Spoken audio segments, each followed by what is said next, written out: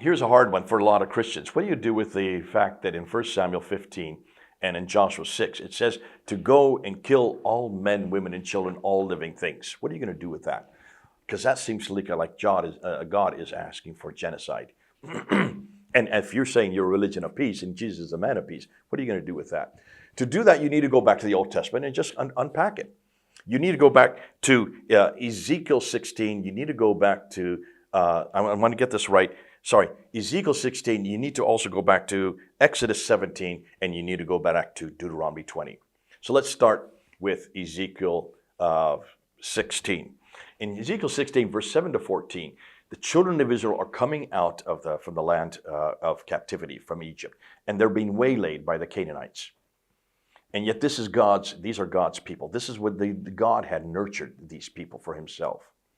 When we get to Exodus 17, it's very clear what they did. They seduced them. They brought them away. They had them start sacrificing the babies, and they start seducing them to other gods. And so God says it right there in Exodus 17, I'm going to annihilate you because of what you've done to my children, what you have done to the people that I have nurtured. You have seduced them away to other gods. Now they're doing terrible things like sacrificing children. You will be eradicated. So there's the prophecy right then.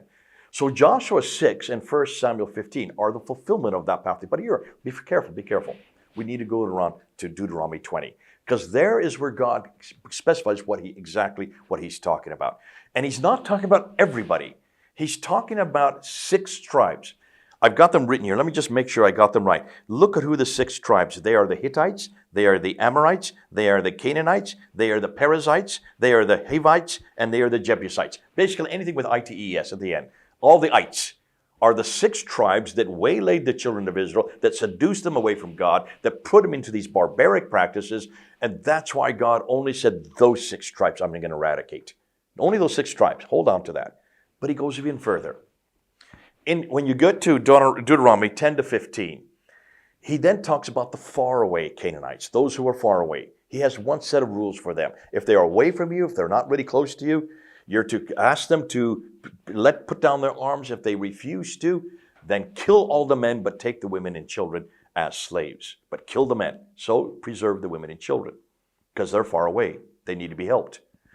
Then in verse 17 to 18 of Deuteronomy 20, it says, for those Canaanites and Jebusites and Hittites and all the rest, those who are near to you, you're to eradicate them wholly. All men, women, and children. That's why you have Joshua 6. That's why you have 1 Samuel 15. Fulfillment of what he promised back there in Exodus 17. And that's why we need to put it in its context. This is only for 6 tribes. It's only for that place. It's only for that time. And it's only for those people. No one else. And because of what they had done earlier. So we leave it there in 1400 BC. We don't take it away from 1400 BC. Now, when we come to Jesus, well, let's go to Matthew 5, verse 19. I have not come to destroy that law. That's the law back then. I have come to fulfill it. And then we get into all the fulfillments. We are not to do that anymore. It says very clear in verse 43, you have heard it say to love your friends and hate your enemies. No, now you're to love your enemies. Even the Jebusites and the Perizzites and the Hittites. So by the time we get to Jesus, 1400 years later, it's a completely new law, completely new paradigm, a New Testament.